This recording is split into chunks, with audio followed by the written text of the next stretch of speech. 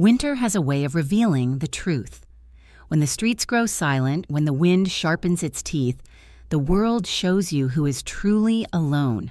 On one of those brutal nights in a city buried under frost and forgotten footprints, a man named Elias Rowan was driving without a destination, just trying to outrun the memories of a son he could no longer hold. But fate had other plans, because at the edge of a frozen plaza, beneath a streetlight flickering like a dying heartbeat, lay a little girl, shivering, bruised, clutching a torn stuffed fox as if it were the only friend she had left in the world. Her name was Mira, and the moment Elias wrapped his coat around her tiny shoulders, he stepped into a story far darker and far more dangerous than he could ever imagine. A missing mother, a violent man lurking in the shadows, a sister with secrets carved in ice, and a truth so heavy it could crush a family.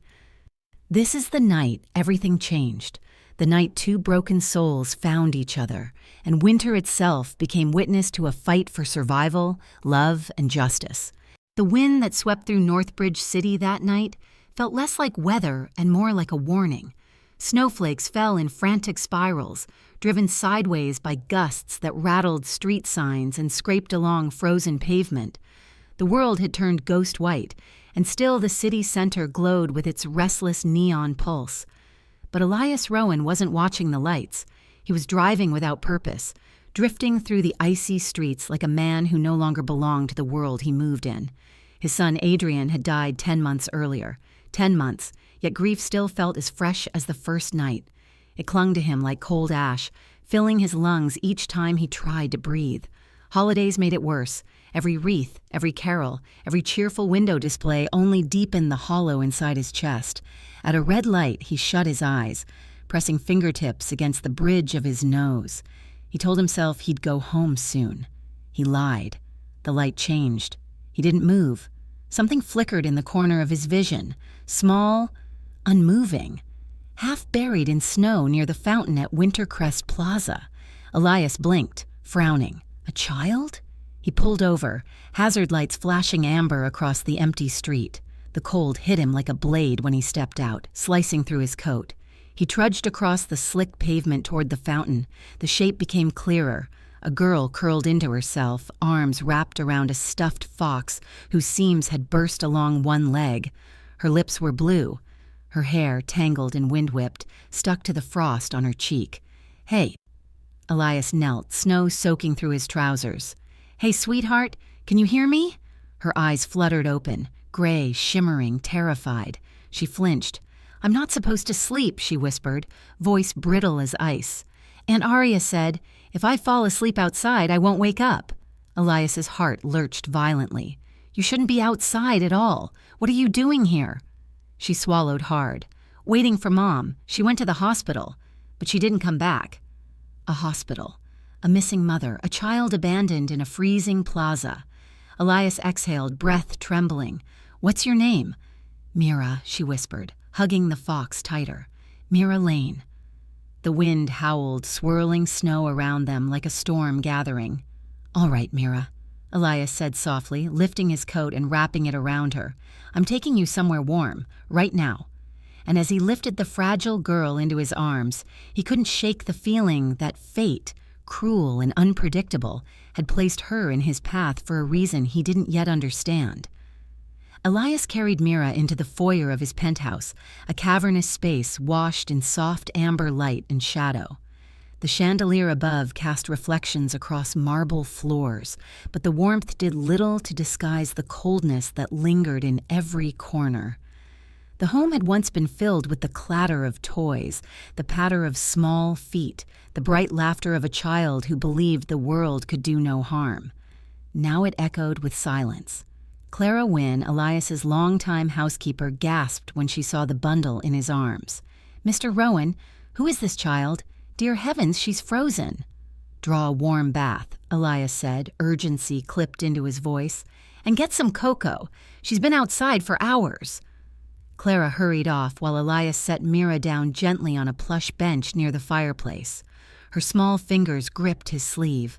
"Please don't make me go outside again," she whispered. "You're staying here," he assured her. "No one is sending you anywhere tonight." Her trembling eased slightly. When Clara returned, she ushered Mira toward the guest bathroom. As the water began to run, she paused, noticing the bruises. Dark marks along Mira's wrists, shoulder, and forearm. Deliberate, repeated, not accidents. Clara's jaw tightened. She returned to Elias in the hallway. "You saw them, didn't you?" she said quietly. "Yes." His tone was low, heavy. "What kind of family leaves a child in this condition?" Elias stared at the snow globe on the console table, a globe Adrian had loved. He hadn't touched it since the funeral. Seeing Mira's ghost-pale face near it earlier had torn open something in him, a wound he thought had been stitched shut. "Someone who doesn't deserve her," Elias murmured.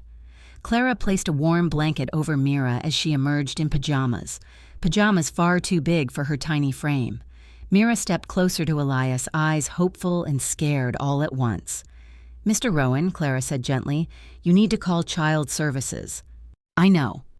But he hesitated, because Mira was leaning into him as if he were the only solid thing in her collapsing world, because he recognized the look in her eyes, the same fear Adrian had during his last days in the hospital, because something inside Elias refused to hand this child over to a system that might fail her. Clara saw the conflict in his eyes. Helping her might help you too. But Elias wasn't ready to admit that yet. Mira sat on the edge of the couch, knees tucked beneath Elias's oversized coat, her small hands curled around a steaming mug of cocoa. The fireplace crackled behind her, shadows dancing along the walls like distant memories. Elias knelt in front of her, his voice low and calm. "Mira, I need you to tell me the truth. Who's been hurting you?" She stiffened instantly, eyes darting to the door as if someone might burst in. "I can't say," she whispered. "You're safe here," he reminded her softly. "No one will hurt you." Her throat bobbed as she swallowed. "Aunt Aria gets angry.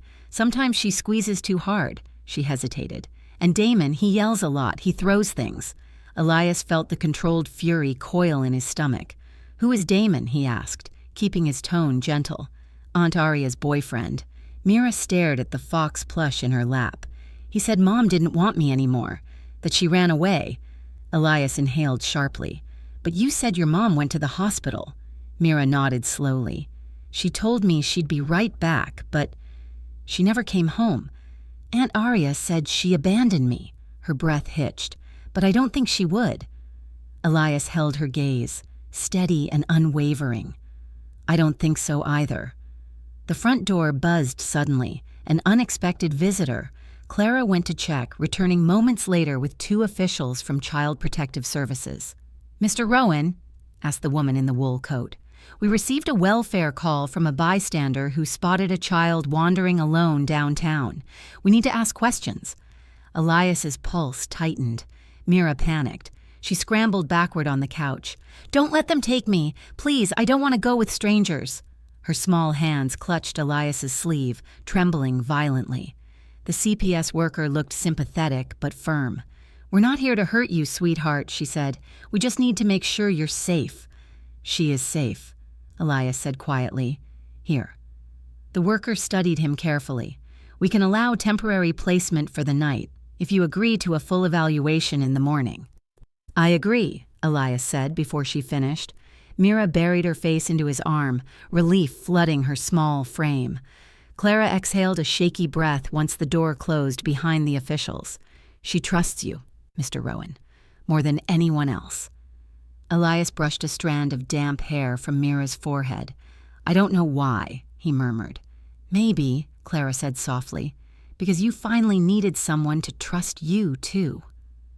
Morning crept into the penthouse slowly, spilling soft gold across the hardwood floors. Mira woke curled like a kitten beneath a thick blanket, her eyelids fluttering as the warmth finally soaked into her bones. Clara served her a small breakfast, pancakes shaped like stars, which Mira stared at with disbelief before devouring shyly, as though food might disappear if she took too long. The doorbell rang. Clara checked the monitor. "It's Child Services again, and a police officer." Mira froze mid-bite. Elias knelt beside her. "Hey," he murmured, brushing her shoulder. "You're not alone. I'll be right here."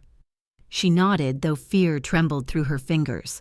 The CPS worker from last night, Dana Pierce, stepped inside with a detective in uniform. "Morning, Mr. Rowan," Dana said. "We're here for the follow-up. We'll need to speak with Mira privately." Mira's eyes widened. "No, please." Dana softened. "Mira, sweetheart, we just want to ask some questions. You won't be taken anywhere today." Elias met the detective's eyes. "I want to be present." "That's not standard procedure," the detective replied. "She's terrified," Elias countered, "and already traumatized." Dana considered this, then nodded. "Fine, he can stay." They sat around the dining table. Dana's voice stayed soothing, each question careful and slow. "Mira, can you tell us why you were outside alone?" She tugged at the fox plush's worn ear. "Aunt Daria told me to wait for Mom. She said Mom was bad, that she left me." Her lower lip quivered. "But I don't believe her," Dana wrote quickly. "Where is your mother now?" "She's at Northbridge General," Mira whispered, "in a bed that doesn't wake up." Dana paused, genuinely surprised. "You visited her?" "Only once. Damon said I wasn't allowed to go again." The detective exchanged a glance with Dana, concern sharpening their posture. "Has Damon ever touched you?" the detective asked, voice steady. Mira shrank, pressing into Elias's side. "He threw my fox once," she murmured, "and he screams if I make noise. Sometimes he grabs my arms too tight." Elias's hand curled into a fist beneath the table. Dana closed her notepad. "Mr. Rowan, given the circumstances, we're placing Mira in emergency protective care, with you as her temporary guardian until we finish investigating." Mira blinked in stunned relief. "I can stay?" Elias met her gaze, his voice unshakably gentle. "You can stay."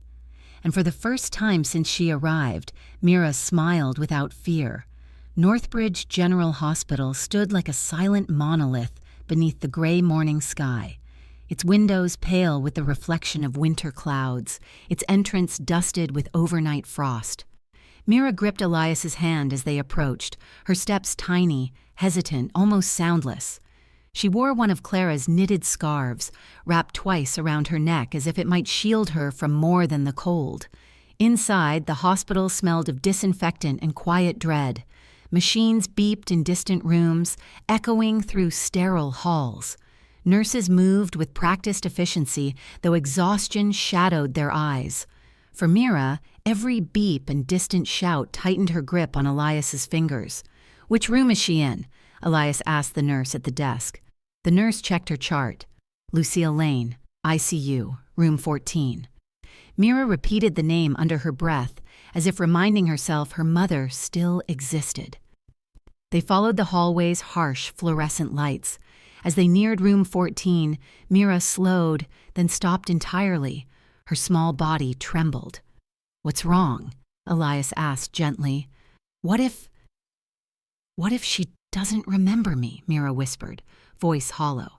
"What if she's mad at me for not going back?" Elias knelt so they were eye level.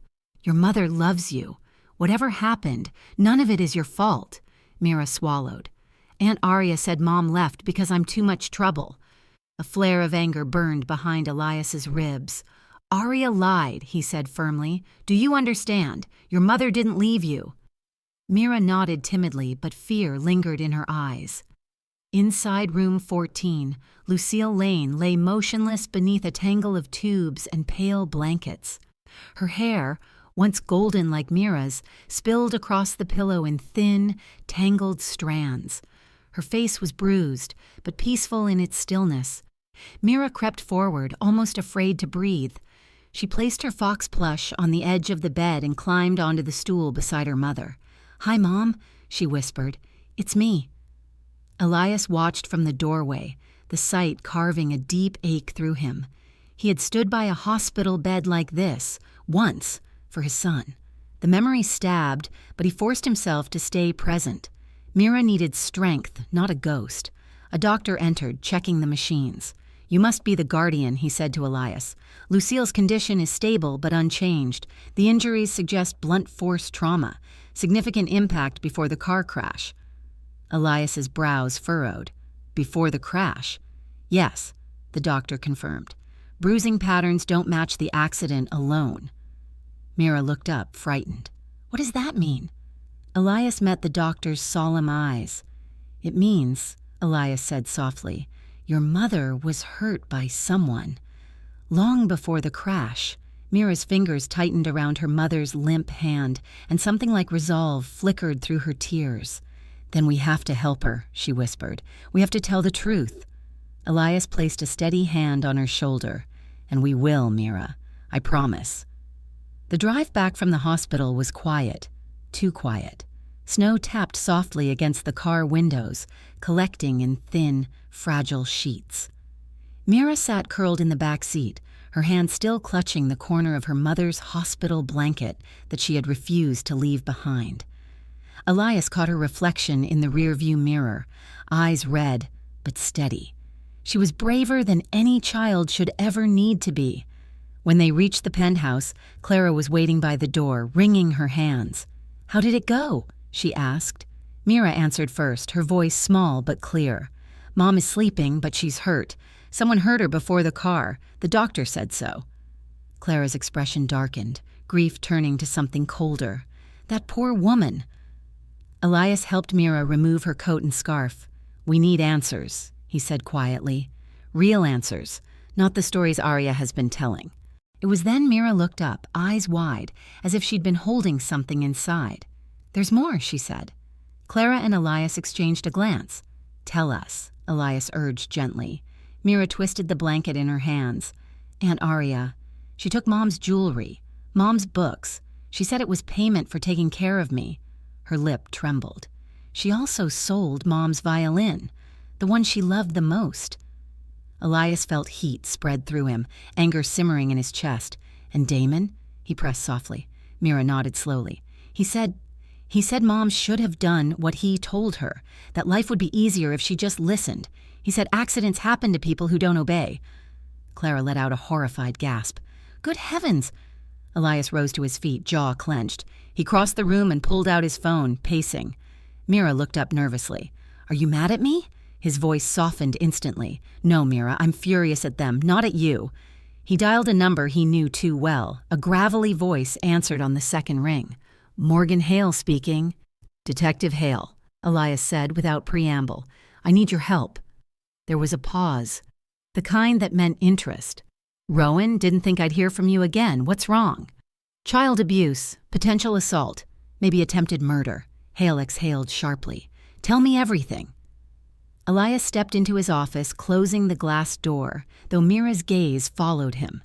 He lowered his voice, explaining the hospital findings, Mira's bruises, the aunt's behavior, Damon's threats, and the suspicious nature of Lucille's crash. "I need the truth," Elias finished, "whatever it costs." Hale didn't hesitate. "Send me their names. I'll start tonight. And Rowan, if what you're saying is real, this isn't just abuse. It's a conspiracy." Elias hung up, staring out the window at the swirling snow. Behind him, Mira whispered to Clara, "Do you think he can help Mom?" Clara placed her hands on Mira's shoulders. "If anyone can," she whispered, "it's Elias." And as outside the winds rose and the storm thickened, Elias knew one thing for certain. The darkness around Mira's life was no accident, and he would tear it apart, piece by piece. Night draped itself over Northbridge like a velvet curtain, muffling the city beneath sheets of falling snow. Detective Morgan Hale moved through his dim office, the glow of a single desk lamp painting long shadows across walls cluttered with case files. His trench coat hung over the back of his chair, still dusted with frost from his walk-in. He poured himself a cup of bitter coffee, the kind only overworked detectives could stomach. The moment he sat, his computer chimed. Elias Rowan had sent the names and details. Arya Lane, Damon Cross, Lucille Lane, Mira Lane. A tangled cluster of connections, but something about Damon's name tugged at the corners of Hale's memory like a loose thread begging to be pulled. He typed it into his database. The results loaded, and Hale froze. Multiple police reports, noise complaints, disturbance calls, fights with neighbors, employment records that ended abruptly, a restraining order filed by an ex-girlfriend 3 years ago, later withdrawn under suspicious circumstances. Hale muttered under his breath, "Well now, "Who exactly are you, Damon Cross?" He pulled up Lucille's accident report next, a standard write-up. Single vehicle collision, loss of control, icy roads. But the photos told a different story. Hale zoomed in, studying the damage. The rear of the car was crushed inward, not outward. Impact from behind, not a skid, not a slide, a hit, a deliberate one. Hale leaned back in his chair, jaw tightening. Someone rammed her. He dug deeper. Traffic cameras, street sensors, insurance claims. 40 minutes later, he found it. A blurry frame from a gas station camera capturing a dark SUV trailing Lucille's car minutes before the crash. The SUV matched the one Damon Cross owned. Hale clenched his fist. "Gotcha!" He grabbed his coat and headed out into the icy night. His first stop, Aria Lane's townhouse. The building loomed like a tired animal at the edge of a forgotten street. Hale approached quietly, boots sinking into untouched snow. A light glowed in the living room. Someone was awake. He crept near the window, careful not to be seen. Aria paced inside, phone in hand, voice sharp and frantic. "He took her, Damon. He took Mira," she hissed. "If CPS sides with him, we're done. Do you hear me? Everything we planned, worthless." A loud crash echoed through the room, Damon slamming a fist on the counter. "Relax," he snapped. "When the hospital bill hits, when Lucille's gone for good, the kid becomes leverage. We'll get her back, with or without permission." Aria shuddered. "Damon, please, don't do something stupid." Hale's pulse hammered. He recorded the exchange with his phone, heart racing. This wasn't neglect. It was a scheme, a plot, a trap tightening around a helpless woman and her daughter.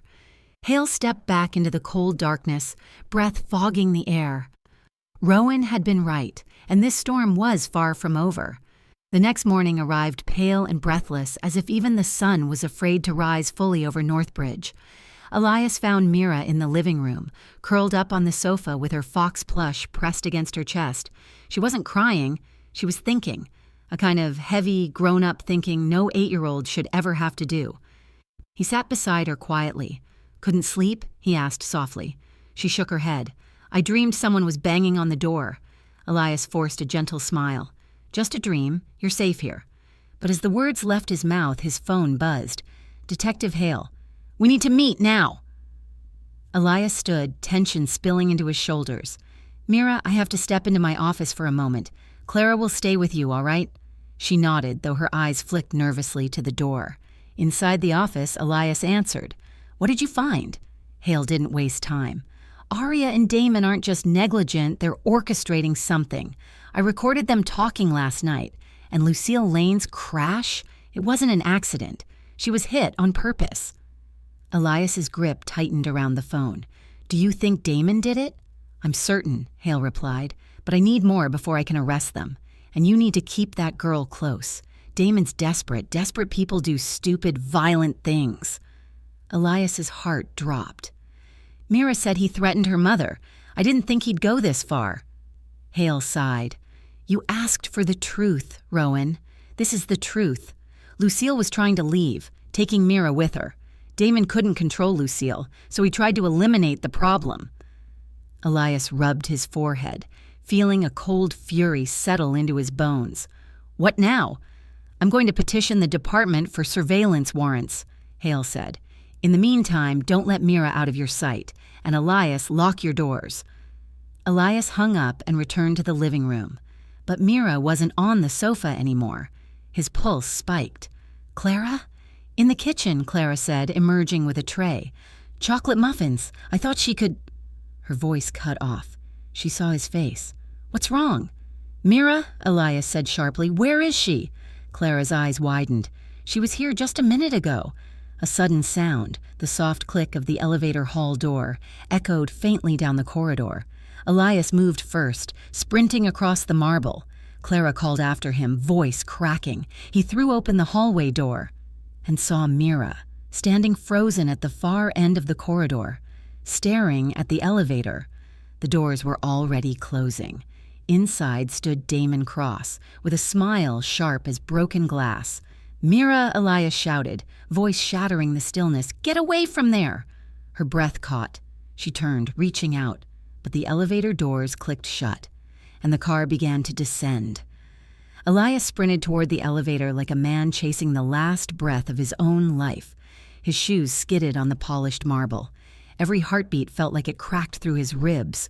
Clara rushed behind him, hands over her mouth in horror. "Mira!" Elias slammed his palm against the elevator button again and again. "Mira!" The numbers above the door ticked downward. 18, 17, 16. Each one felt like a countdown to disaster. Clara's voice shook. "Call security. Call the front desk." Elias was already dialing, but a sick certainty twisted in his gut. Damon wouldn't take Mira out through the lobby where cameras and guards waited for him. He was reckless, but not stupid. The elevator stopped at level 12. Elias didn't think. He bolted for the stairwell, taking steps 2 and 3 at a time, breath burning his lungs. Adrenaline made him lightheaded, but he pushed harder, gripping the rail so tightly his knuckles turned white. Level 15, level 14, level 13, level 12. He shoved open the landing door. A long hallway stretched out before him, lit by cold white lights. Empty, too empty. But at the far end, a figure. Not Mira, Damon, alone. Elias stopped short, chest heaving, rage and dread crashing together. "Where is she?" he demanded. Damon wiped his hands on his jacket like dusting off something insignificant. His smile was slow, deliberate, venomous. "Relax, Rowan, she's safe. Kids wander all the time." Elias stepped forward, fists clenched. "If you touched her—" "What?" Damon cut in mockingly. "You'll hit me in the middle of a luxury high-rise? Rich boy loses his temper? Cameras everywhere, not a good look." Elias's voice dropped to a deadly whisper. "Tell me where she is." Damon shrugged. "She ran, down the stairs. Terrified. Guess she didn't like surprises." Lies. Every word dripped with them. Before Elias could move, Damon leaned in slightly, lowering his voice. "You should worry less about me," he murmured, "and more about what happens when Lucille's medical bills hit. That woman's hanging by a thread. When she goes, Mira becomes the key, and keys belong to whoever holds them." Elias's rage surged so sharply he almost couldn't see straight. Then, his phone buzzed violently. It was the front desk. "Mr. Rowan, your little girl is here. She ran in crying, saying a man was following her. She's safe with us." Relief slammed into him so hard his knees almost buckled. He glared at Damon with a fury that could break stone. "You miscalculated." Damon's smile vanished for the first time. Elias turned and ran, taking the stairs 2 at a time. Behind him, Damon's voice echoed down the hall. "This isn't over." And Elias believed him.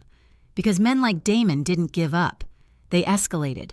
When Elias burst into the lobby, his breath ragged and his heart still galloping from the chase, he saw her. Mira, wrapped in a thick hotel blanket, sitting on the marble bench near the security desk. Her small shoulders trembled, but the moment she saw him, her entire face crumpled with relief. "Elias!" she cried, running straight into his arms. He dropped to his knees, catching her, holding her as if the entire world might vanish if he let go. "You're safe," he whispered, voice breaking. "You're safe now." She clung to him fiercely. He tried to grab me. I heard his footsteps. I hid behind the vending machine and ran when the elevator opened on the lobby. Her lips quivered. "I was so scared." Elias closed his eyes, swallowing the anger that threatened to ignite into something violent. "You did exactly the right thing, Mira. You were brave." The head of building security approached cautiously. "Mr. Rowan, we reviewed camera footage. The man followed her down from the 12th floor, but there are blind spots in the lower stairwell. He knew exactly where to walk." "He planned it," Elias murmured. "Yes," security said grimly, "but we caught his face on the main elevator camera. If you want to press charges, you'll have full support from us." "Oh, I'll be pressing more than charges," Elias muttered under his breath. He took Mira back upstairs, this time with 2 guards escorting them. Clara opened the penthouse door with tears in her eyes when they arrived. She hugged Mira tightly, then stepped back, brushing trembling fingers through the girl's hair. "We need to involve Detective Hale," Elias said, "immediately." As if summoned, his phone rang again. "Hale?" "Rowan, listen carefully," the detective said. "I've submitted the surveillance warrant, but something else came up. Something big." Elias's pulse sharpened. "What happened?" Hale exhaled. Lucille Lane woke up. For a moment, Elias couldn't speak. Mira gasped. "Mom? Mom is awake." "Yes," Hale confirmed gently. She asked for Mira the moment she opened her eyes. Tears welled instantly in the girl's eyes. Clara put a hand to her mouth, silently thanking the heavens. "But Rowan," Hale continued, his tone shifting. "Lucille said something else, something important." Elias steadied his voice. "What?" "She said Aria and Damon were stealing her money. She said Aria forged her signature on documents she never agreed to." Hale paused. "And she said Damon threatened her 2 nights before the crash. Told her if she didn't cooperate, he'd take Mira and she'd never see her again." Mira buried herself against Elias, shaking. "That's it," Elias said, voice cold and resolute. "We're going to the police station. Today." Hale's voice hardened. "Good, bring Mira. Her statement might be what finally locks them away." Elias lifted Mira into his arms. "We're ending this," he whispered to her. And for the first time since winter began, sunlight broke through the clouds over Northbridge, as if even the sky understood that truth was finally stepping into the light. The police station buzzed with a tense electric energy, the kind that meant something big was unfolding behind closed doors. Officers moved briskly through hallways. Phones rang. Doors opened and slammed, and in the center of it all, Elias walked with Mira held close against his chest, her face hidden in his coat. Detective Hale met them at the entrance, jacket half-zipped, badge glinting under harsh fluorescent lights. "She's in interview room 2, he said. "Lucille. She wants to see Mira first." Mira's breath caught. "Is she really awake?" Hale softened. "She's weak, sweetheart, but she's fighting, just like you." He led them down a narrow hallway. When the door swung open, Mira gasped. Lucille lay in the hospital bed police had transported her in, pale, thin, fragile, but awake, truly awake. Her eyes, though clouded with pain, shone with recognition. "Mira," she whispered, voice breaking. "Mom!" Mira ran to her, nearly tripping over her own feet. Lucille opened her arms, tears streaming down her face as she pulled her daughter close. "I'm so sorry," Lucille choked out. "I tried to get you out. I tried so hard." "You didn't leave me," Mira said through sobs. "I knew you didn't." Elias stepped back, giving them space, though his throat tightened at the sight. When their tears settled, Hale gently cleared his throat. "Lucille, we need you to tell us everything, no holding back. We're going to protect you, but we need the truth." Lucille looked at her daughter, then at Elias, quiet gratitude shining in her tired eyes.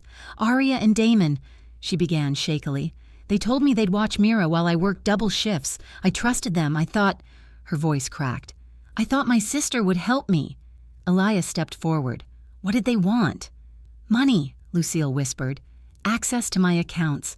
Damon kept pushing me to sign documents I didn't understand. When I refused, he grabbed me, threatened me." Mira wrapped her tiny fingers around her mother's hand. Lucille continued, voice trembling. "2 nights before the crash, Damon cornered me. He said if I didn't cooperate, he'd take Mira, that she'd disappear." Her eyes filled again. "I tried to run. I packed a bag. I grabbed my keys. And that's when he followed me." Hale leaned in. "Did he hit your car?" Lucille nodded, shivering. "He rammed me from behind. I lost control. Everything went black." Elias felt his blood freeze. Hale exhaled slowly. "That's enough to arrest them both, today." But before he could step out of the room, a young officer rushed in, breathless. "Detective Hale, sir, Aria Lane is here. She's in the lobby, demanding Mira, and she's not alone." Hale stiffened. "Damon?" The officer nodded. "Yes, and he looks furious." Mira whimpered and grabbed Elias's hand. Hale's voice dropped into a cold, lethal calm. "All right, no one moves. I'll take care of this." He turned to Elias. "Stay with them, and if Damon tries to force his way in—" Hale's jaw tightened. "We end this tonight." The station lobby felt like the eye of a storm, quiet, tense, trembling with the threat of something about to shatter. Aria Lane stood at the center of it, wrapped in a fur coat she didn't deserve, mascara smeared from forced tears. Damon Cross loomed beside her, jaw clenched, eyes darting like a cornered animal. "I want my niece, now!" Arya shrieked, pointing at officers who refused to let her past the front desk. "She's my family, not his. That man abducted her." Damon slammed his fist on the counter. "Either you give her to us or we walk out with her ourselves." Detective Hale stepped forward. "That won't be happening." Arya spun toward him. You think you can keep her away from me? I will sue this entire department." But Hale wasn't listening to her. He was watching Damon, studying the twitch in his jaw, the restless flex of his fingers, the wildness rising in his eyes. "Damon Cross," Hale said steadily, "you're under arrest for assault, attempted homicide, child endangerment, and conspiracy to defraud." Damon smirked. "On what evidence?" Hale pulled out his phone. "Your voice. On tape, confessing." Arya's face drained of color. You recorded us?" Before she could react, 2 officers stepped in to cuff her. She jerked away. "No, Damon, say something, do something." But Damon was already unraveling. His mask cracked, panic bled through. "That recording means nothing." Hale's voice was ice. "Lucille Lane woke up." Damon froze. "And she remembered everything." The lobby fell silent. Arya's knees buckled. Damon lunged, but a half-dozen officers tackled him to the ground before he even made it 2 steps. He hit the floor hard, shouting curses that echoed off the station walls. "Get off me! You don't know anything. That woman ruined everything." "You did that yourself," Hale muttered. As Damon and Arya were dragged away, their screams fading into the hallway, Hale's shoulders finally lowered. The storm was over. He returned to interview room 2. Inside, Lucille held Mira close, tears falling freely, this time from relief, not fear. Elias stood nearby, watching with quiet reverence, as if witnessing something sacred. Hale cleared his throat gently. "It's done. They're both in custody. For good." Lucille let out a trembling breath. "Thank you," she whispered. "All of you." Mira looked up at Elias, eyes shining. "Are we safe now?" Elias knelt, brushing a strand of hair from her face. "Yes, Mira. You're safe. And you're going home with your mom." Lucille reached for his hand. "Elias, we owe you everything." He smiled softly. "You owe me nothing. Just live. Just heal." Winter sunlight streamed through the narrow window, casting a warm glow over the 3 of them. Lucille, weak but alive. Mira, brave beyond her years. Elias, finally breathing without pain. Mira whispered, "Will you still visit us?" Elias's voice was gentle, steady. "Sure. I'm not going anywhere. Family doesn't leave." And outside, the snow finally stopped falling, as if the world itself had decided they deserved a new beginning.